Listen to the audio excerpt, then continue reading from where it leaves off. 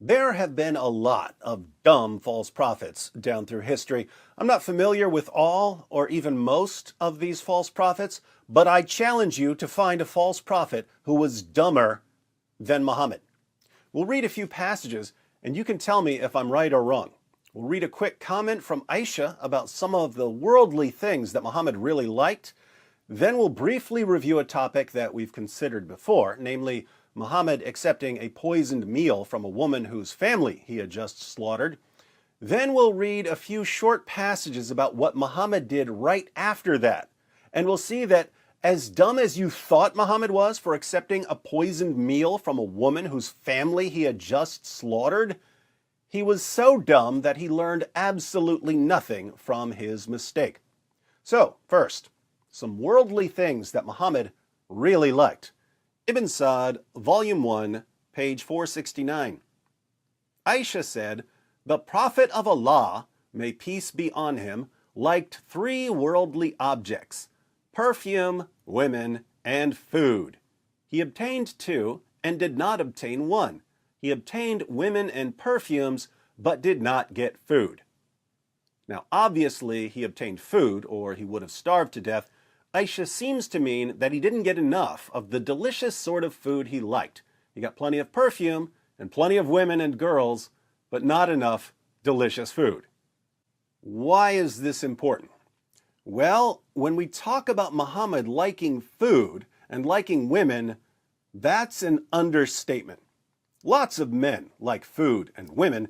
Muhammad liked food and women so much that when some delicious food or a beautiful woman was in front of him, he lost his ability to think clearly, and he would become so obsessed with having the food or the woman, he would put lives in danger. So, familiar example, Muhammad and his companions conquered the Jews at Khaybar. After the battle, a Jewish woman, whose family had just been slaughtered, offered to cook a delicious meal for Muhammad. And Muhammad, tactical genius that he was, kindly accepted her offer. Sunan Abu Dawud 45:12 starts off with a little passage about Muhammad accepting gifts. Then we have, this version adds, "So a Jewess presented him at Khaybar with a roasted sheep which she had poisoned. The messenger of Allah ate of it, and the people also ate.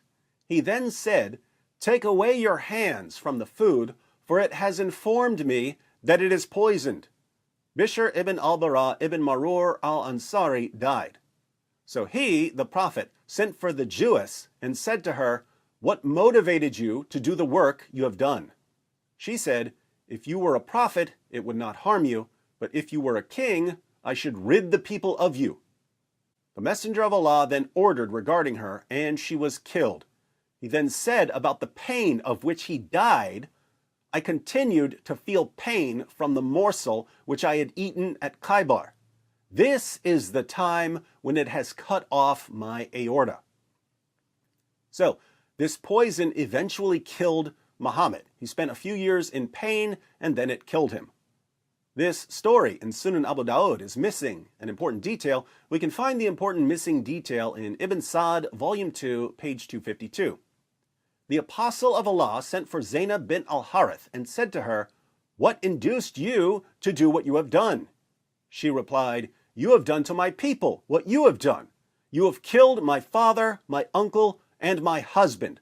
So I said to myself, if you are a prophet, the foreleg will inform you, and others have said, if you are a king, we will get rid of you." Muhammad killed this woman's father, her uncle, and her husband, and then she offered to cook dinner for him. I've never met a person dumb enough to think it's a good idea to accept a meal from a woman whose family he just slaughtered, but Muhammad's about to get even dumber. What did Muhammad do after he was poisoned? Well, what did he really like besides food? Perfume and women, right? There are a bunch of passages about Muhammad almost getting himself killed again. We'll just cover the basics here. Sahih al-Bukhari 42:11 narrated Anas bin Malik, "We arrived at Khaybar, and when Allah helped his apostle to open the fort, the beauty of Safiya bint Huyay bint Akhtak, whose husband had been killed while she was a bride, was mentioned to Allah's apostle. The prophet selected her for himself and set out with her. And when we reached a place called Sid-as-Saba, Safiya became clean from her menses. Then Allah's messenger married her. Hais, i.e. an Arabian dish, was prepared on a small leather mat. Then the prophet said to me, I invite the people around you. So that was the marriage banquet of the prophet and Safiya. Then we proceeded towards Medina, and I saw the prophet making for her a kind of cushion with his cloak behind him on his camel.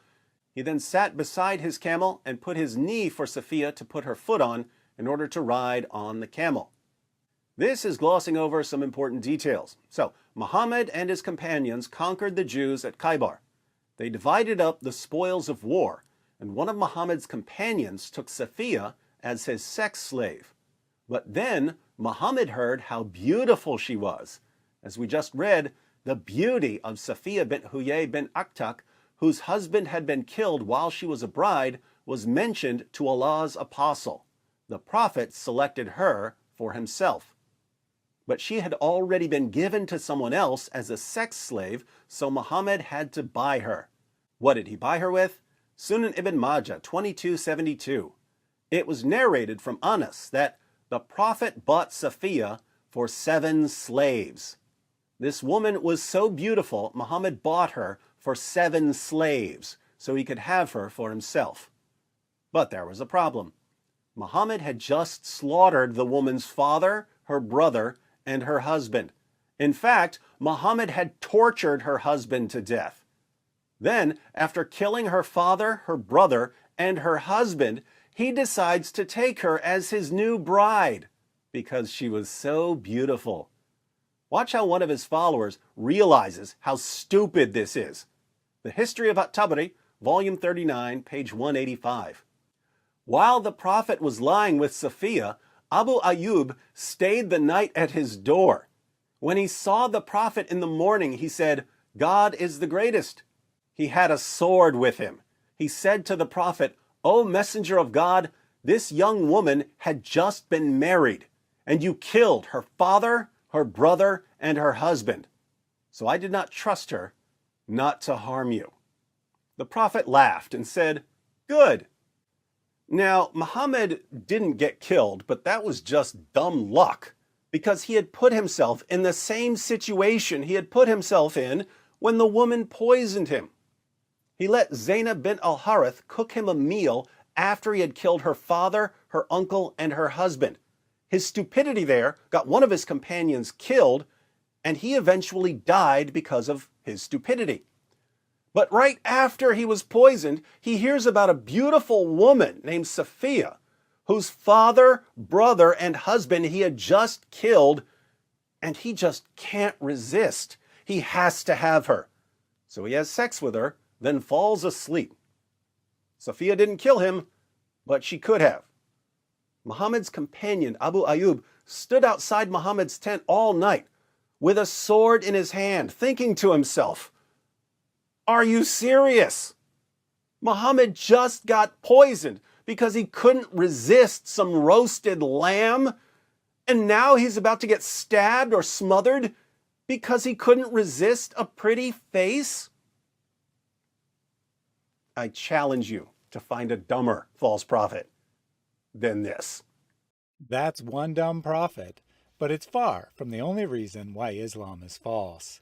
Be sure to catch David Wood live at this link here, where he and his friends will discuss the top reasons why Islam is false.